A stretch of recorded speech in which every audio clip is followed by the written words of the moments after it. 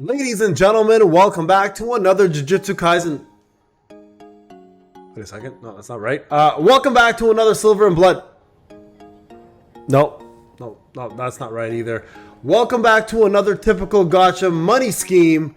Kaiju number 8. Thank you so much, guys, for watching the last summon video. Let's do a follow-up, folks. Let's do a follow-up here. What's been going on? There's a reason why I named a few of those games. That's right.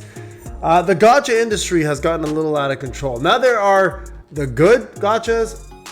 It's hard to say even that. And then there are the bad gachas. All right, I'm going to talk about the gacha aspect of gacha. So we're not talking about the game itself. We're not talking about the quality of the graphics. We're not talking about the characters, the animations, the cutscenes, the storylines, etc. We're talking about strictly the gacha. Okay. So I'm gonna walk you guys through a little bit of a memory lane of my own little content creating side career. That's right, because it's a side career. I have a real career outside of this. I still consider this a career because I've been doing it for long enough now, and we've made enough, on it. We've become successful enough to consider it somewhat of a side career, right? All right, so let's go through memory lane. When I first started doing gachas, I started with Dragon Ball Z Dokkan. That was one of my biggest gachas that I ever got into when it was beta. I'm an OG player. I've been playing games for a very long time, Puzzles and Dragons, etc. Right? My actual YouTube gacha career started with a specific game. Many of you may still be following me on it. Some of you may not. It's no longer a game that's with us. Rest in peace. Naruto X Boruto Ninja Tribes. That's right. This game was a pretty much an animated art. Pixelated, I don't even know what to describe it, picture moving game. What really made it fun was the fact that it was one of the only Naruto games on the platform in terms of mobile at the time, and it had one of the worst gachas in history. I'm going to walk you guys again through memory lane, so stick with me here, okay? This game had, number one, no pity, no 50-50s, all right? Right, you with me? Some of the most expensive packages. To do one multi, it cost about $100. Yeah, we all stuck with this shit. We all accepted it because back in the day, this was about 5 years ago, guys, I decided that I wanted to make that my first gacha to cover, period. And it was one of the worst mistakes I ever made in regards to the gacha system. I supported a system quite heavily as a whale, like an idiot, and I spent a ton of money. Now, granted, I made some of that money back because I was a content creator. I was monetized after a couple months. Some of the money that came back to me, but nowhere near the amount I spent. And I can tell you guys some horror stories. I remember one guy who pulled for Itachi. He spent over $7,000 to get one copy and then quit and then try to get a full refund, and they rejected it. Yeah, that was what first off started my journey into the gacha realm. And I told myself once Ninja Tribe shut down that I would no longer do a game with three different things. Number one, with no pity. Number two, with no 50-50s. And number three, if it did have pity, if that pity was ridiculous. Now, I'm adding a fourth one to that list, and I did this with Jujutsu Kaisen and Devil May Cry, is if they make the game way pay to win from the get-go, I told you guys, I don't spend money until 3 weeks. If I know a game is fair in 3 weeks, they're fair for 3 weeks, I give them that. Because to me, the honeymoon period is 3 weeks to a month. That's usually when the true colors are shown. Now, I'm going to go back and reference another game because it's very similar to this one. And I want to be fair. I don't want to pick sides here, but I think it's the right thing to do is be fair about what I'm talking about. Now, you guys know they had a celebration recently, the 1 million celebration. Yes, we got a couple cool rewards, right? That's awesome. We got a couple free summons. I think that's a great thing to do. That's the right thing to do. I will play devil's advocate again, and I'm going to say this to you guys. I hate when gachas do this. When there's a celebratory event going on, there should never be a special 1 million download pay to win gacha pull. Paid only gacha pull. What other games do that are actually have some form of integrity as a gacha system, they will give free tokens to summon, but then at the same time they'll give you like 10 free multis, for example, or 5 free multis and to celebrate the fact that they hit a milestone, and it's thanks to the players, right? So this game didn't do that. So I let that one slide because you know what? I have to be honest, they were nice enough to really give us some tickets for gachas, and I was cool with that. All right, so I said that's cool. Now, you guys recall from day one, y'all called me crazy, all right? I was being called crazy. I told you guys the gacha rates were not that great, okay? Because some of y'all were putting 3% and 5% together. And I said, no, don't do that.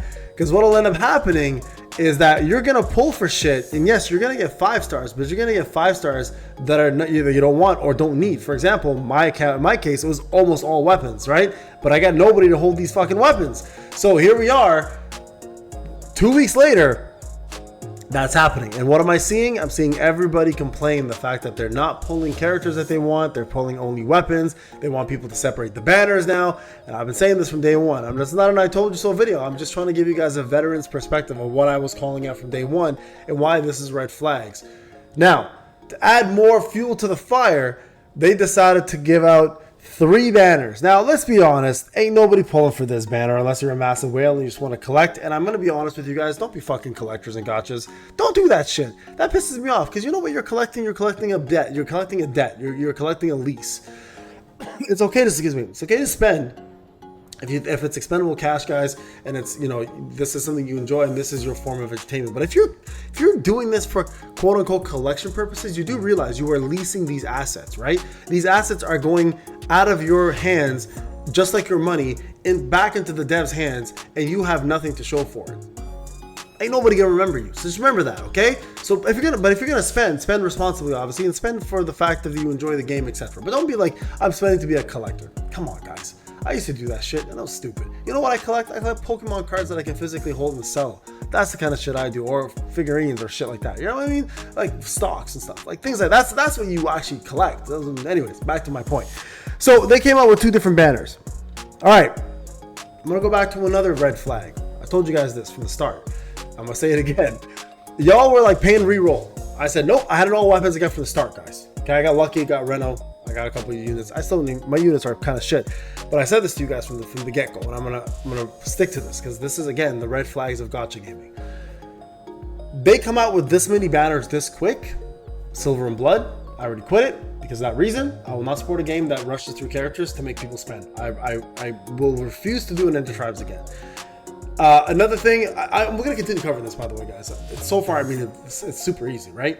Number 2, y'all were saying it was so free-to-play friendly from day one. I was like, yo, give it a couple weeks. We are now out of resources. Story mode's done, characters are done. All you're doing now is just training. Training mode and expedition. Yippee. Where's the resources, right? The only way we're getting resources here now is if they are providing it to us out of their own generosity. They were pretty generous so far up to this point. We'll see if that continues. The red flag here is now people are saying, hey, Payne, time to re-roll. Not happening again. I'm not doing this shit. I don't play these games, bro. So some of y'all are going to start re-rolling again after putting all that effort into getting all your training out of the way, after getting Reno, after getting, you know, the weapon, after saying, oh, my account's great. You missed out on an OP defender. She is OP. Don't get it twisted, guys. She is an OP unit. Because here's the thing. There's no turn-based content here except for raids. So if you need her to finish hard content for you, she can literally recover HP, she can revive, she can shield, she can AoE damage, she can burn, she can do heavy damage with defense, and she's a massive tank. So this unit is crazy good, right? So if you're looking to like have a unit that can probably solo a lot of the game for you without having to worry too much about like taking too much L's, she's pretty damn powerful, right? So now people are saying, hey, Payne, I want to re-roll again.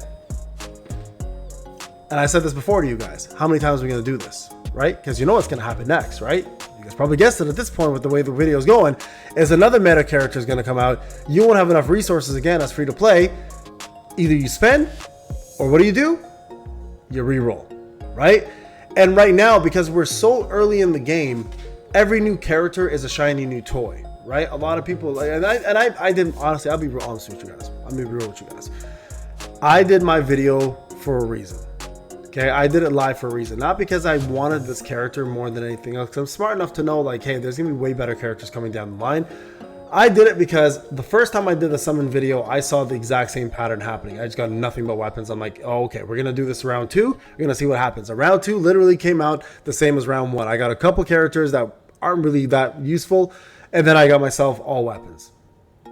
right? And I'm okay with that, because right now, honestly, what is there to do? There's just story mode, and then there is a couple of raids that are happening, and then there is, of course, the trial, right? The Fierce Battle trial. Well, that's about it. I mean, I'm on 15 already, I think, or something. Yeah. So you guys can see, I'm not in a rush. Again, I said this in a video. I'm not in a rush. I don't feel stressed about this in any way, shape, or form. I'm just warning you guys. This is a warning that I gave you guys from day one, and it's a warning I'm going to continue giving every player here. This is the kind of game we're playing, guys. All right. For those who didn't believe me when I said this during Jujutsu Kaisen, I was right. I left early. What happened? I left. I quit. I tried to fight with the devs. I talked to the Discord mods. I stuck up for everybody in the community and said, guys, this is not the right way to handle this game. This game is going to burn and crash, and it's going to lose a lot of its player base, and it's not going to make enough money because of the greed. And I'm telling you guys now, this is kind of going down the same path. It's a little more generous. I'll give it that, a little more generous. But these massive IP games, the problem with massive IP games that are run by bigger companies who have a reputation, they tend to be a little greedier because they know they can be, right? And then people will support that, and then they'll realize how much of a mistake that was. So I'm going to say this now to the devs, as somebody who loves gacha games and has been in this field long enough, not just as a content creator, but as a player. This is not the right way to do this. Like, you need to, I know there are people who pay to keep the lights on, but for those players to keep the lights on, they need players to play with, right? They need people to actually care about this game. They need a community to communicate with. You guys don't have a PC version. Y'all don't have an official Discord. Y'all don't have any form of communication outside of your Twitter.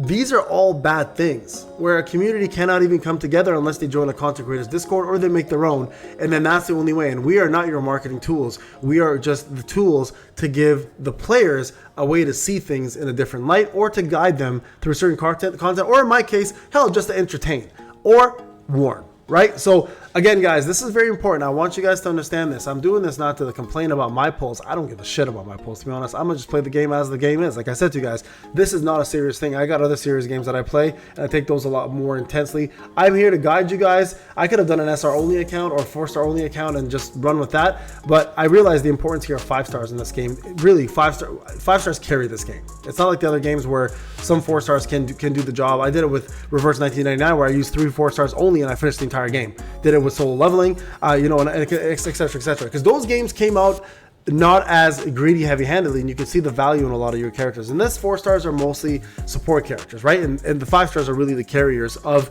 the damage. And right now in this game, damage is king. No offense, guys. That's just pretty much how it is. Anyway, so my whole point of this rant is, guys, this. Don't expect too much from this game from a gacha perspective. This is not a good gacha system. This gacha system is shit. 250 pity, no matter how much you want to white knight and defend this game, 250 pity is absurd. Good gachas, 80 to 100. 120 max. Good gachas, right? Good gachas, they give you an equal chance at characters and weapons. Right? This happened to solo leveling. I bitched about it for months. You know what they did? They separated 2 banners. They made a character banner and a weapon banner, because they saw the amount of complaints. You can still get weapons in the character banner. They're a lot lower chance now, though. And now they have a specific weapon banner where it's only weapons.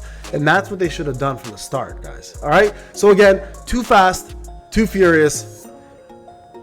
Where the hell is Vin Diesel when you need him? Devs, don't fall under the same problem as a lot of the other gachas do and rush through your game and lose your community.